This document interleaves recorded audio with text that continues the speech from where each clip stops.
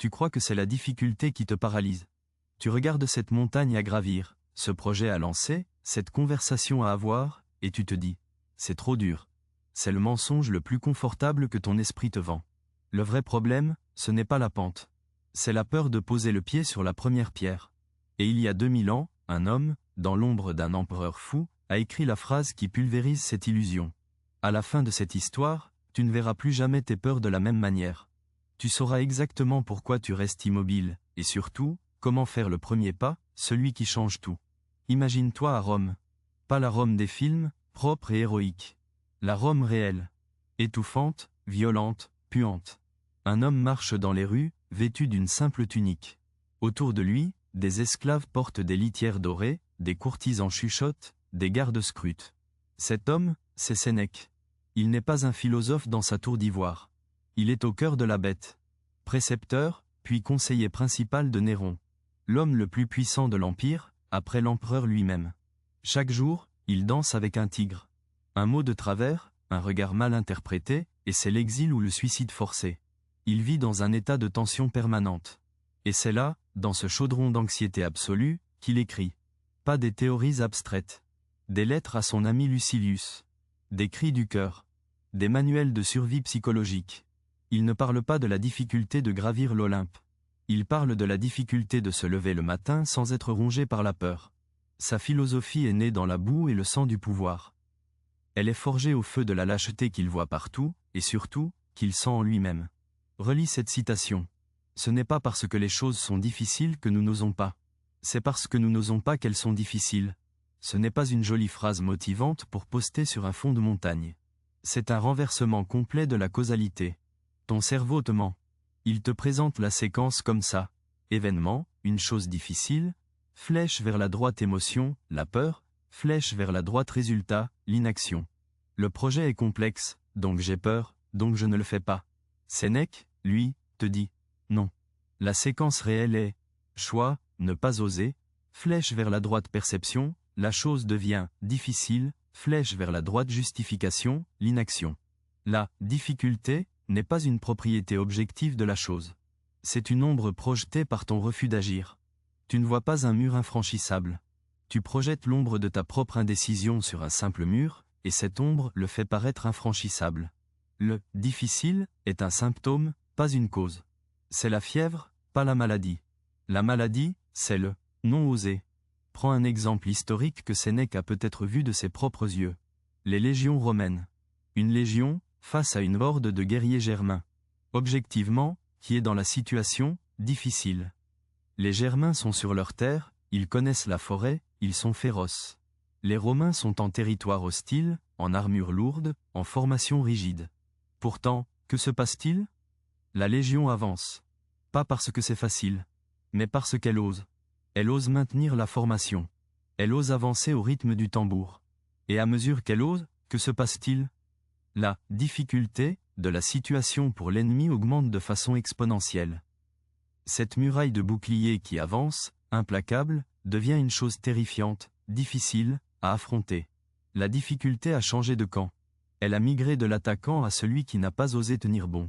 La difficulté est un fluide. Elle coule vers le point de moindre courage. Maintenant, transpose. Aujourd'hui, tu es devant ton écran. Tu dois envoyer un email crucial. Demander une augmentation. Lancer ton site. Écrire le premier chapitre. Qu'est-ce que tu fais? Tu ouvres un nouvel onglet.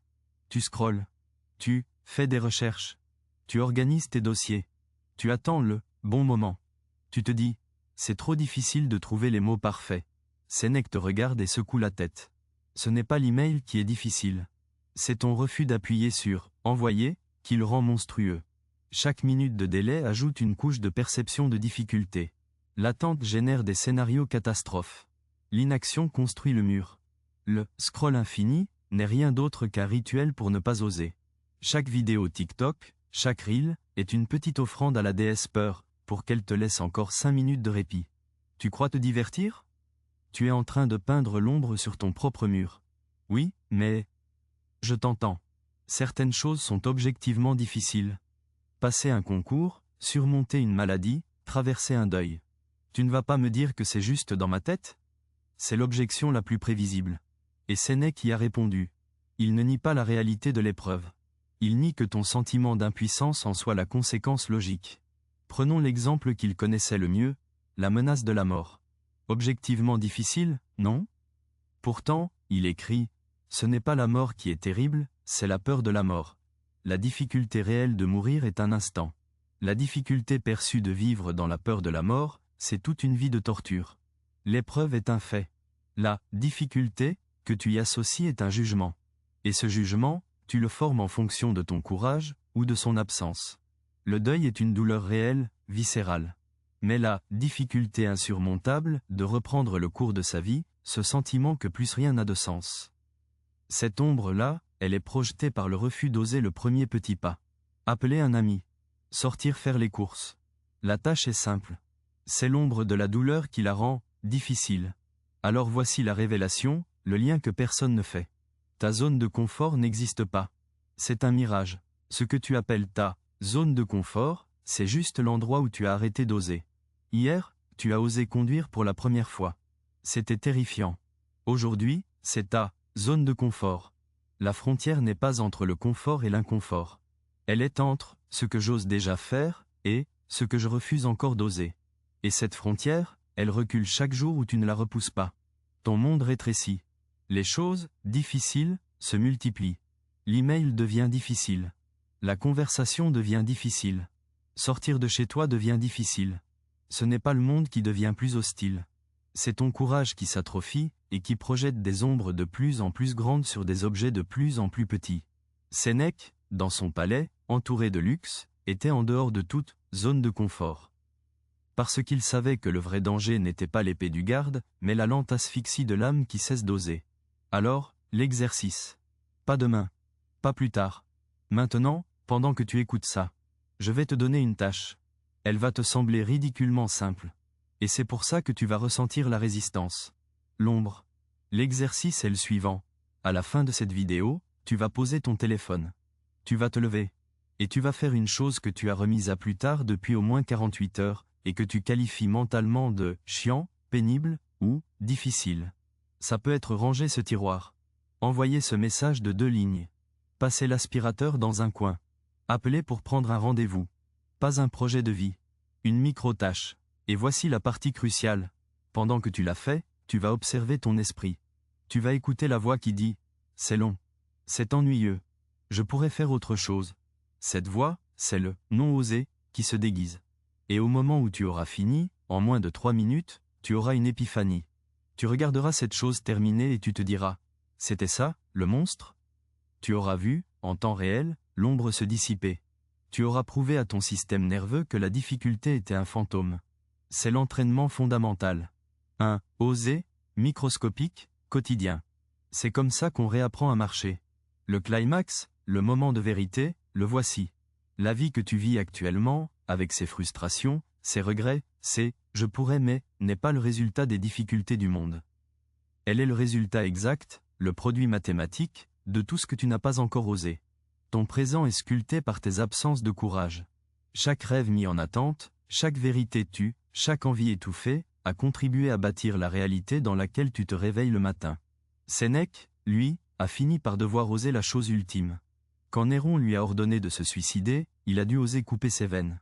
Même là, dans son dernier instant, il a appliqué sa propre maxime. La difficulté n'était pas dans la mort.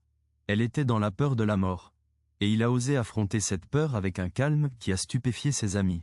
Il est mort comme il avait essayé de vivre, en reprenant le contrôle de la seule chose qu'il pouvait vraiment contrôler. Son jugement. Son courage.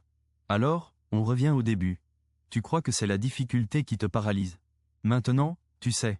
La paralysie crée la difficulté. C'est un cercle vicieux.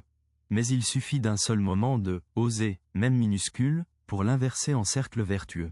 L'action dissipe l'ombre. L'ombre dissipée révèle la prochaine action possible.